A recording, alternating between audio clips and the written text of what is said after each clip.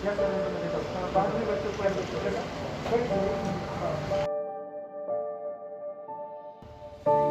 ऐसा एडमिट हुए थे भाई, इधर देख के शूटिंग कर तैयार रहेंगे तुमको, जाओ।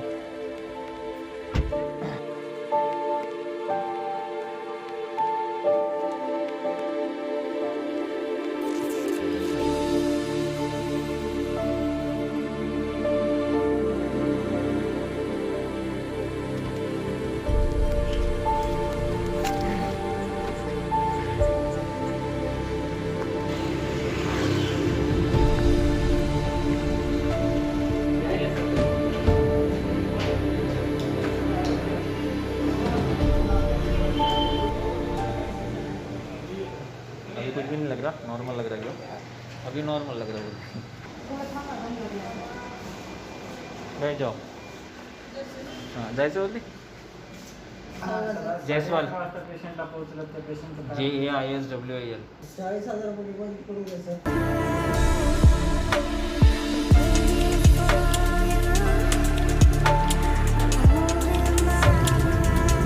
Good evening everyone, it's 21st March 2021 and the time is 20, मतलब कि रात के 8 बज चुके। वैसे लास्ट व्लॉग में आपने देख ही लिया कि हमारे घर से 3 लोग पॉजिटिव थे। वो तीनों तो कवर हो चुके, लेकिन उसके बाद दिक्कत ये आई कि मम्मी और वैसे शायद मैंने आपको बताया नहीं कि वो 3 लोग कौन है। वो 3 लोग मैं, डिम्पल और ममता। सो हम तीनों ने तो अच्छे से रेस्ट कर लिया 21 तारीख तक। ऑलमोस्ट हमने अच्छा खासा आराम कर लिया है। ऑल सेट, सब कुछ बढ़िया है, कोई सिम्टम्स नहीं है। बस 1-2 दिन थोड़ा सा फीवर हुआ था, उसके बाद everything is settle down. But उसके बाद घर में 2 लोग और पॉजिटिव आए, एक मम्मी और एक हर्ष की रिपोर्ट में थोड़ा सा टाइम लगा, उसे दोबारा टेस्टिंग करनी पड़ी, बट उसकी भी रिपोर्ट पॉजिटिव आ गई। सो उसको भी अभी बैंक से छुट्टी मिली है, 7 दिन के लिए वो घर पे ही रुकेगा। और मम्मी की रिपोर्ट भी पॉजिटिव आ गई थी। मम्मी को जब तक रिपोर्ट पॉजिटिव नहीं है तब तक तो कोई दिक्कत नहीं, थोड़ा सा फीवर आ रहा था, लेकिन उसके बाद में मम्मी की अचानक की तबीयत ख़राब हो गई और आज शाम को मम्मी ने बोल ही दिया कि एडमिट करवा ही दो। सो आज हमने एडमिट करवा दिया मम्मी को हॉस्पिटल में। एंड बिलीव मी यार, मतलब जो लोग बोलते हैं ना कि कोरोना कुछ नहीं है, ऐसा देख लो यार, ये है कोरोना। जिन्हें नहीं हुआ उन्हें कुछ नहीं हुआ। जैसे कि मेरे घर में मुझे कुछ नहीं हुआ यार, उतना फील नहीं हुआ। एक दिन मैं फीवर में था, उसके बाद एवरीथिंग इज़ ओके। और मेरी मम्मी को देख लो, हुई तकलीफ। और क्या बताऊँ मेरे सिटी की हालत, मतलब 4 दिन पहले न्यूज़ थी कि पूरे इंडिया में नांदेड़ टॉप पे है। मतलब यहाँ की जो लोकल पेपर है उसमें न्यूज़ थी पूरे इंडिया में नांदेड़ टॉप पे है। मतलब लास्ट मार्च में भी इतने नंबर्स नहीं आ रहे थे पॉजिटिव के जितने अभी आ रहे। परसों के दिन 600 प्लस पॉजिटिव थे और कल जो थे 900 प्लस पॉजिटिव थे। और आज की डेट में शाम को 7 बजे 1700 पॉजिटिव आ गए यार, 1700। It's unbelievable. और मार्क माय वर्ड, नांदेड़ में 90% लोग पॉजिटिव है। 90% लोग, बिल्कुल झूठ नहीं बोल रहा हूँ, 90% लोग पॉजिटिव है। मुझसे जितने लोग बाद में मिले हैं ना, सब ने बोला है कि मुझे 3 दिन फीवर आया, मैंने घर पे रेस्ट कर लिया और ओके हो गया। मतलब इन लोगों की तो गिनती है ही नहीं। ऐसे बहुत सारे लोग हैं जिन्होंने टेस्टिंग करवाई ही नहीं, डर के मारे बोलिए या फिर कुछ और कारण बोलिए, लेकिन उन्होंने टेस्टिंग करवाई ही नहीं।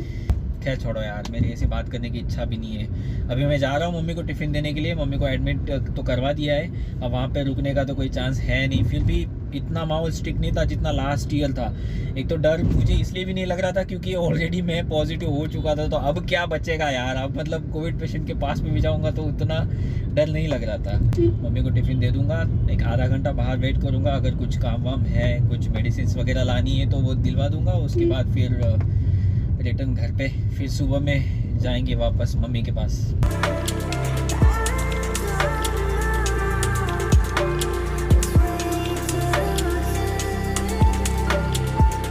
बुकिंग काउंटर कितने शिफ्ट हुआ है? यहाँ वहाँ पे लिखा था कि booking counter shifted to Nanded. Obviously अब नांदेड़ में ही होगा ना। ऐसा लिख देते कि booking counter shifted inside the railway station, तो और आसानी हो जाती समझने में।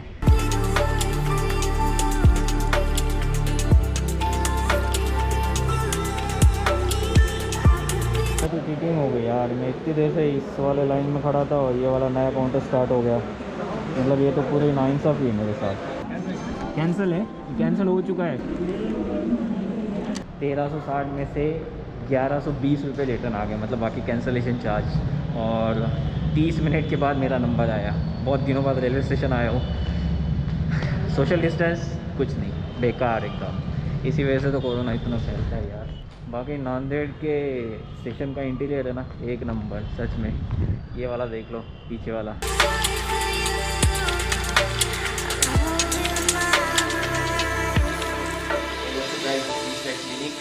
और टिकट कैंसिल हो चुका है और आज की डेट है 23 मार्च 2021 and the time is 4:45 evening. अब से सिर्फ 15 मिनट बाद पूरा मार्केट बंद हो जाएगा क्योंकि 5 के बाद पूरी तरह से कर्फ्यू लग जाता है नांदेड़ में। और दूसरी बात, मम्मी सुबह घर आ चुके हैं, डिस्चार्ज हो चुका है। बट हम लोग जिस हॉस्पिटल में गए थे, मतलब जिस हॉस्पिटल में मम्मी को एडमिट किया था ना, उस हॉस्पिटल की फैसिलिटी बहुत ही ज़्यादा बदतर थी यार, बहुत ही ज़्यादा बदतर थी। नाम तो मैं नहीं शेयर करना चाहूँगा, जान दो, छोड़ो, अभी क्या फालतू में किसी का नाम बदनाम करना। बदनाम एक्चुअली उन्होंने खुद ही कर दिया है। और जो लोग नांदेड़ से वो आइडेंटिफाई कर चुके होंगे उस हॉस्पिटल को। सबसे पहली बात तो वहाँ पे लिफ्ट ही नहीं थी। मतलब 4th फ्लोर पे आप अगर पेशेंट को बोल रहे हो कि आप चलते हुए जाओ, is it possible? Already Covid patient को सांस लेने में दिक्कत जाती है, और कोविड पेशेंट ना भी हो, चलो मान लो कोई एस्थमा का वगैरह पेशेंट हो, उसको आप कहोगे कि आप 4th फ्लोर पे चलते हुए जाओ, क्या पॉसिबल है? जवाब तो वो खुद ही दे सकते। तो हुआ यूँ कि जाते से हमें रूम मिले नहीं, तो जनरल वार्ड में एक दिन निकालना पड़ा। उन्होंने कहा कि जनरल वार्ड में आप एक दिन रुकिए, एक दिन मतलब एक रात रुकिए, मॉर्निंग में आपको रूम दे दी जाएगी। लेकिन मॉर्निंग में भी रूम नहीं मिली, मॉर्निंग में नहीं मिली, आफ्टरनून में नहीं मिली, इवनिंग में फिर मम्मी बहुत ज़्यादा गुस्सा हो गई। सिर्फ रूम के लिए नहीं, बाकी सारी चीज़ों के लिए, क्योंकि जब से मम्मी एडमिट हुए तब से उन्हें देखने के लिए कोई भी नहीं आया। मतलब वहाँ का जो स्टाफ है वही आईवी लगा रहा है, और आईवी ख़त्म भी हो गई तो उसे चेंज करने के लिए कोई नहीं आ रहा है। फिर मम्मी बहुत गुस्सा हो गई उन पर कि एटलीस्ट आप नीट एंड क्लीन रखो, बेसिक सर्विस दो, और चार्जेस टू मच। ₹100 डिपॉजिट करने के बाद ही पेशेंट को एडमिट किया जाता है। मतलब हम लोग एज ए डॉक्टर वहाँ पे गए थे तो ठीक है, 19-20 हो जाता है, थोड़ा सा डिस्काउंट हमको मिल जाता है। लेकिन एक आम पब्लिक अगर ₹1000 दे के वहाँ पे जा रही है तो एटलीस्ट आप उसे बेसिक सर्विस तो दो, neat and clean, hygiene maintain करो। जो भी उनके कंप्लेंट्स है, कफ हो रहा है, फीवर आ रहा है, वो उसको तो सॉल्व करो यार। बाकी सारे पेशेंट्स भी काफ़ी कंप्लेंट कर रहे थे, ऐसा मम्मी ने कहा।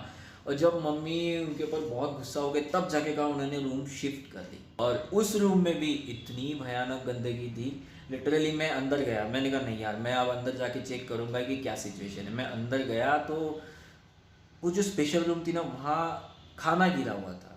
एक पेशेंट वहाँ से चला गया तो एटलीस्ट वहाँ पे सफाई तो कर दो। मम्मी की जो आईवी लगी थी, इंट्राकैथ मतलब जो लोग डॉक्टर फील्ड से नहीं उनके लिए बता दूँ, जो एक इंजेक्शन सुई होती है जो नस में लगाई जाती है, उसके थ्रू आईवी पुश किया जाता है, जितने भी सलाइंस वगैरह लगाए जाते हैं, ताकि बार बार पेशेंट को प्रिक ना करना पड़े। वो आईवी हो गई थी आउट मतलब कि वो वेन से बाहर निकल चुकी थी। फिर भी वहाँ के जो स्टाफ थे वो पुश करे जा रहे थे उसमें से इंजेक्शंस। अब ऐसे टाइम है ना, इतना भयानक पेन होता है पेशेंट को कि पूछो मत। फिर मम्मी चिल्ला दी कि यार आपको दिख रहा है कि आईवी आउट होगी तो आप क्यों उसमें प्रिक कर रहे हो? स्टाफ बोलता है कि नहीं, आउट नहीं होगी, थोड़ी देर में अपने आप लग जाएगी। Is it possible? मतलब ये लॉजिक वाली बात है क्या कि अपने आप? क्या बात करें, छोड़ो। हुआ यूँ कि उस रात को है ना बहुत ज़्यादा बारिश हुई तो आपको तो पता है कि मार्च महीना, इतनी धूप और सडनली जब बारिश होती है तो कितना ह्यूमिड हो जाता है। तो मम्मी ने कहा कि मैं स्पेशल रूम में हूँ, मेरे साथ कोई और है नहीं, तो आप एसी लगवा दो, एसी की कोई दिक्कत है नहीं, दूसरा कोई पेशेंट तो है नहीं। वैसे भी नॉर्म्स है कि अगर कोविड पेशेंट ही रूम में है तो आप एसी चला सकते हो। अगर कोविड पेशेंट के साथ कोई और है, जो कि होना नहीं चाहिए, अगर है तो आप एसी मत चलाओ। एसी भी स्टार्ट नहीं। खैर छोड़ो।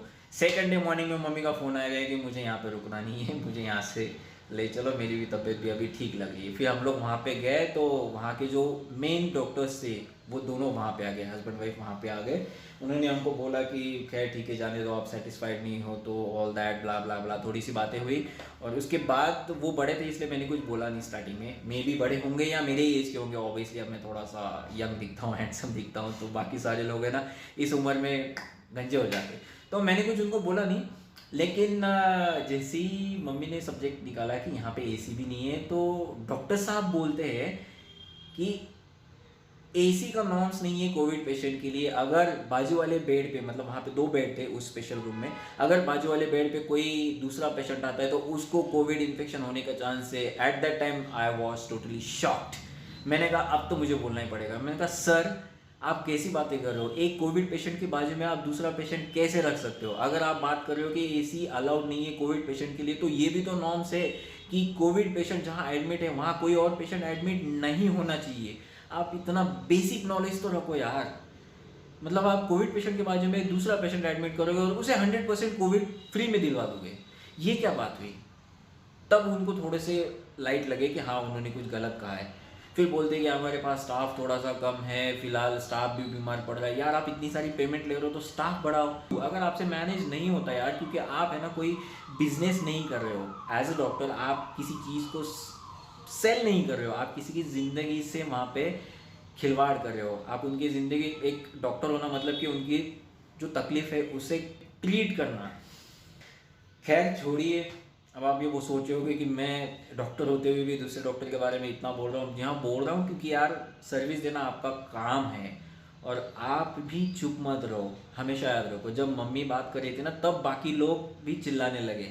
बाकी लोगों ने कहा कि हाँ आपने कहा तो हमें थोड़ी सी हिम्मत है। सो आपके साथ भी अगर ऐसा हो रहा है ना तो आप डिमांड करो यार, आप पे कर रहे हो उन्हों तो बेसिक सर्विस उनसे लो, जितनी भी ट्रीटमेंट परफेक्ट होती है ना वो लो। एक बात और आपको बता दूँ, थोड़ा सा अलग मूवमेंट हो जाएगी बट बता देता हूँ, जितने भी स्किन स्पेशलिस्ट नांदेड़ में फीस लेते हैं ना उनसे मैं ज़्यादा चार्ज करता हूँ। आई थिंक 350 से ऊपर कोई चार्ज नहीं लेता, लेकिन मैं 400 रुपीज़ लेता हूँ। 400 रुपये मेरी फीस है और मैं सीना ठोक के बोलता हूँ मैं लेता हूँ, क्योंकि मैं ना उस प्रकार की सर्विस देता हूँ। मुझे गारंटी है कि मेरे पास आने वाला पेशेंट 99% कवर होके ही जाएगा। 1% मिस्टेक हो जाती है यार, 1% आप नहीं कर सकते, सबको ट्रीट प्रॉपरली नहीं कर सकते। और एश्योरिटी होती है कि वो पेशेंट जाने के बाद मेरे पास 3-4 पेशेंट और लेके आएगा। इसी वजह से मैं कॉन्फिडेंटली बोलता हूँ कि हाँ मेरी फीस इतनी है, मैं इतनी लूँगा, क्योंकि मैं उनसे प्रॉपरली सर्विस दे रहा हूँ। मुझे ये सब आपको बता के बोर नहीं करना था और ना ही बता के डॉक्टर को बदनाम करना था, क्योंकि ऑब्वियसली मैं भी एक खुद डॉक्टर हूँ। लेकिन मेरा एक ही बात कहना है कि अगर आपको सर्विस नहीं मिल रही है ना तो आप आवाज़ उठाओ। जब तक आप बात नहीं करोगे ना तब तक कुछ सही नहीं होने वाला। रेलवे स्टेशन गया तो कहीं पे भी सोशल डिस्टेंसिंग का कुछ एस भी नहीं था वहाँ पे, तो प्लीज़ ध्यान रखो। बहुत लंबा चलने वाला है अभी ये, आई थिंक मार्च महीना ऐसा ही जाएगा, मे बी अप्रैल महीना भी जा सकता है और ये लास्ट है। इसके बाद कुछ होना नहीं है क्योंकि ऑलरेडी सब पॉजिटिव हो चुके हैं। ये लास्ट है बट इन फ्यूचर भी प्लीज़ ध्यान रखिए, थोड़ा सा सोशल डिस्टेंसिंग एंड मास्क वगैरह थोड़ा सा कीजिए यार मेंटेन। इसके अलावा कुछ सही नहीं होना है। 2 व्लॉग सडनली आ गए 1 बाय 1, क्योंकि लास्ट व्लॉग भी मैंने शूट कर रखा था लेकिन अपलोड नहीं किया था। मैं सोचा था कि 2-3 व्लॉग एक ही साथ अपलोड कर दूँ ताकि जब हम लोग कवर हो जाए सब एक ही साथ आपको बता दूँ कि क्या क्या एक्सपीरियंस था। अब यहाँ से कंटिन्यू व्लॉग्स आएंगे। Till then bye bye, take care, hope you like the vlog. अगर पसंद आए तो आपको तो पता है लाइक कर दो, शेयर कर दो, थोड़ा सा अच्छा लगेगा, दिल को तसल्ली हो जाएगी। और नए हो तो सब्सक्राइब करो, पसंद आए तो बेल आइकन दबा दो। नांदेड़ से हो तो सब्सक्राइब कर दो यार, नांदेड़ के बंदों को तो सब्सक्राइब करो यार, एटलीस्ट इतना तो कर दो। टिल देन बाय बाय, जिंदगी बड़ी मस्त है, टेक केयर।